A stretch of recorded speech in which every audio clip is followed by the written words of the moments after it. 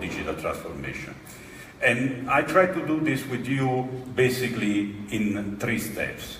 The first step is digital transformation bad or good from the policy point of view?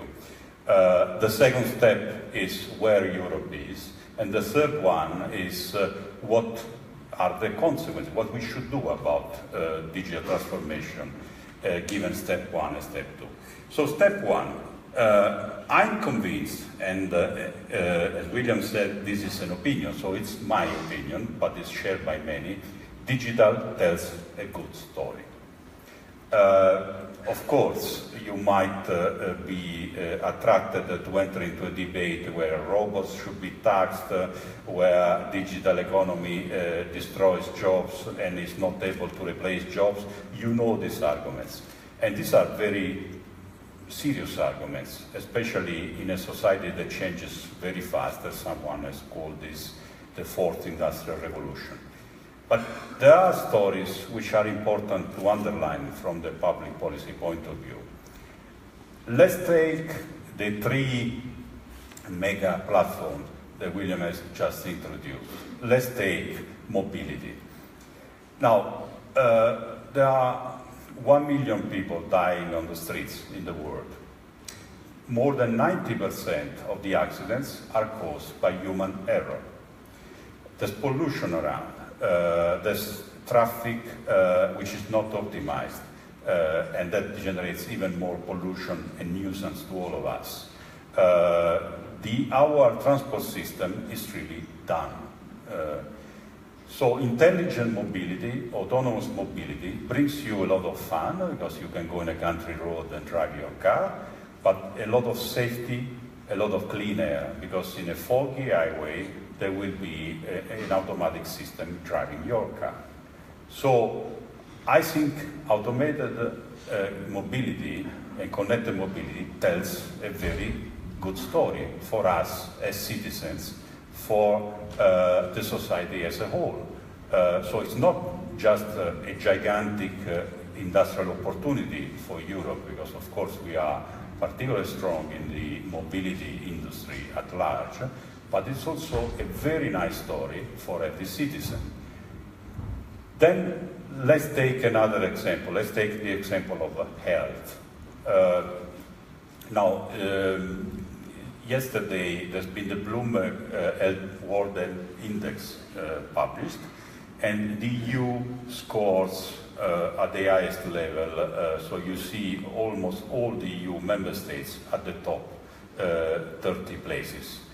So we have an healthy society that lives longer, and these are all good news. And this is also due to our crown jewel in Europe, which is the welfare state.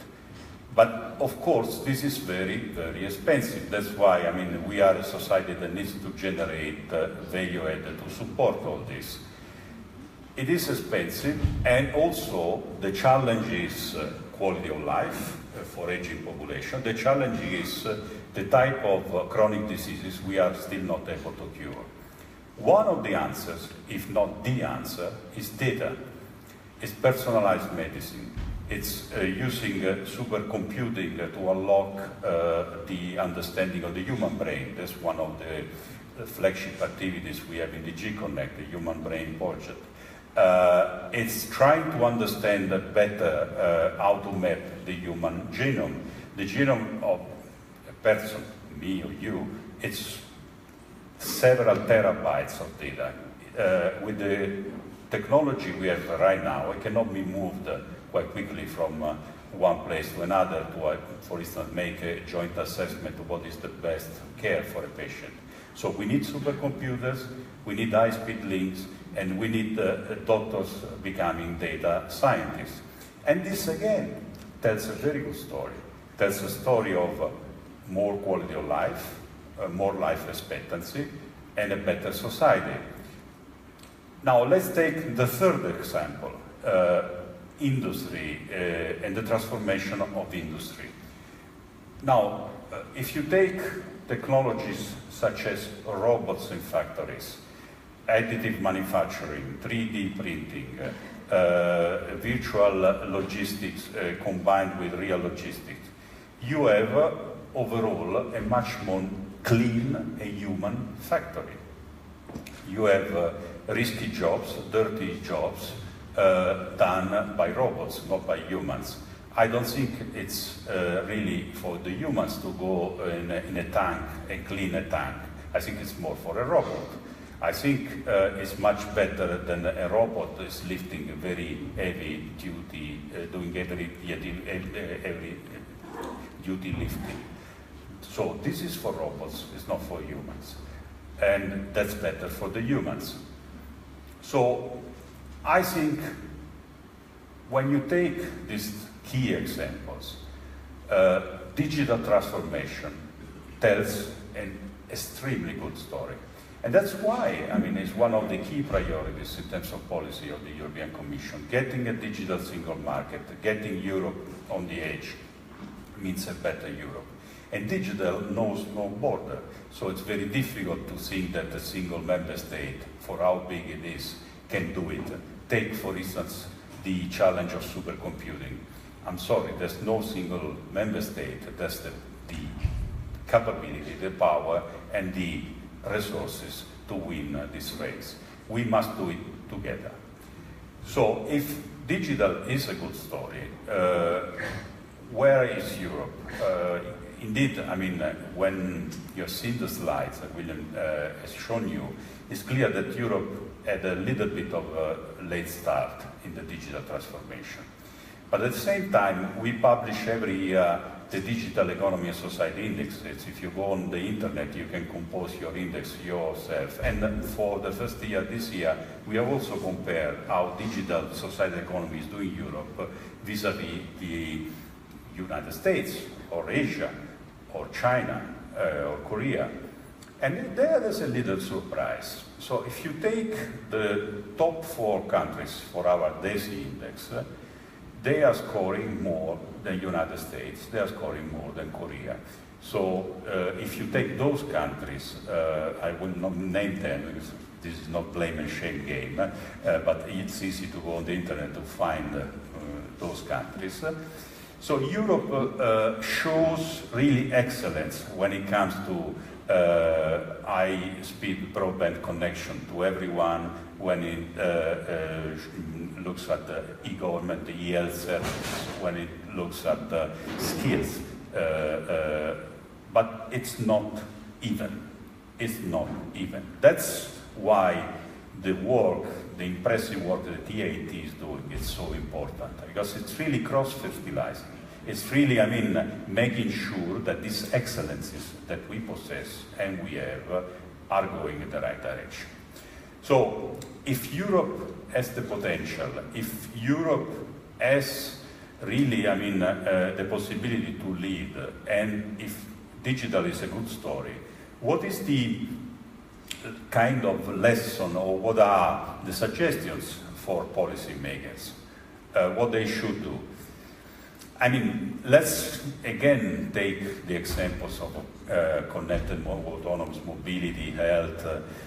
At the end, there's a sort of story that links everything together, which is data.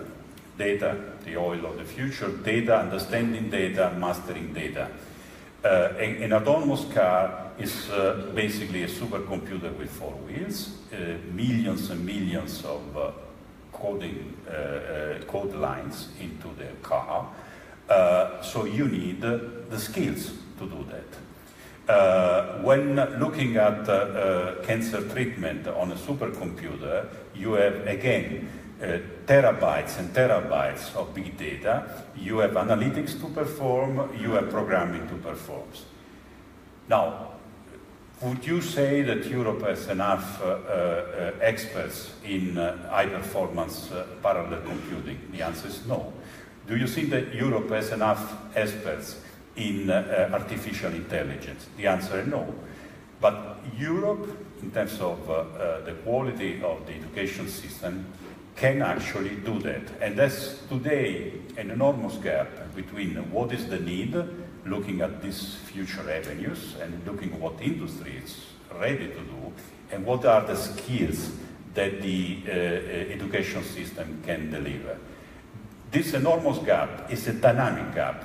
It's actually widening rather than closing, because the society is changing very fast, and the workforce, of course, has its own inertia. So this dynamic gap creates, of course, social tension. And that's when there are all sorts of ideas and all sorts of populism going around. I mean, saying the society that changes to digital is bad, we should tax the digital economy, we should stop the progress because progress is bad. Well, this is my opinion. My opinion is that there's a completely different story to say.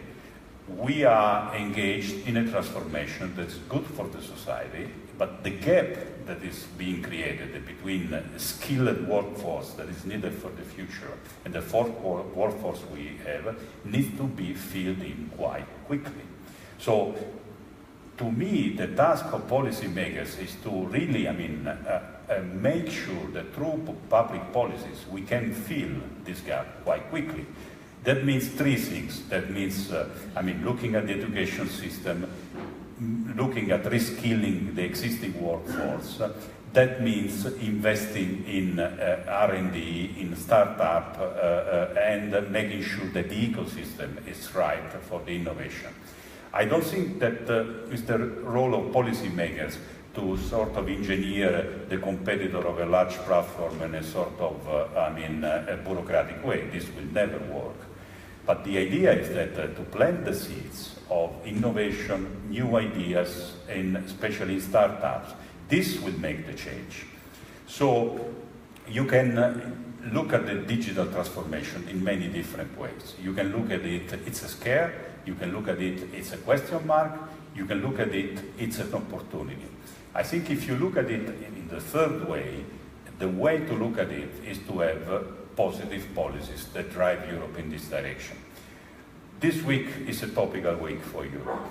We celebrate the 60th anniversary of the Treaty of Rome, and the leaders will meet in Rome to renew the willingness of work together in a very difficult year for the Union for many reasons.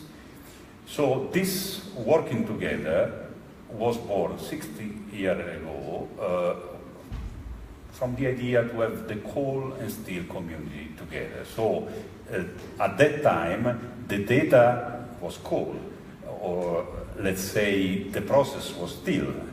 And today, when looking at Europe in the next 60 years, we should look at the community of data, of services.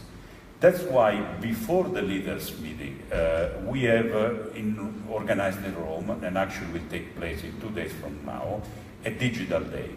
The digital day is a day that gathers ministers from all over Europe in order to have pledges for this transformation. And actually, it's quite telling that the topics we have selected are exactly the topics that William has evoked in the slide, and you are discussing today in terms of the digital transformation. We want ministers to commit on autonomous and connected mobility by making clear commitments towards common projects. We want leaders to commit on the next generation of supercomputing, big data, especially looking at the health sector transformation. We want leaders to commit in working together in the digital transformation of industry, and we want them to have a common idea of what we can do in terms of skills. There's a lot we can do in terms of skills, for instance, in terms of mapping what is on offer and what can be done by education system and how to broker this varied world. And we are very willing to experience and to experiment whatever is possible to make sure that, for instance, students can access the possibility to have a work experience, return to the university at large. This is one of the things that EIT does very well, and I think we are looking now to how to expand this and to make sure that this is a virtuous model for the whole of Europe. So I wish you really a very good conference on the digital transformation, and stay tuned. 2 days from now, the 23rd, we will stream the whole digital day, and looking forward to your reactions. Thank you very much for listening to me.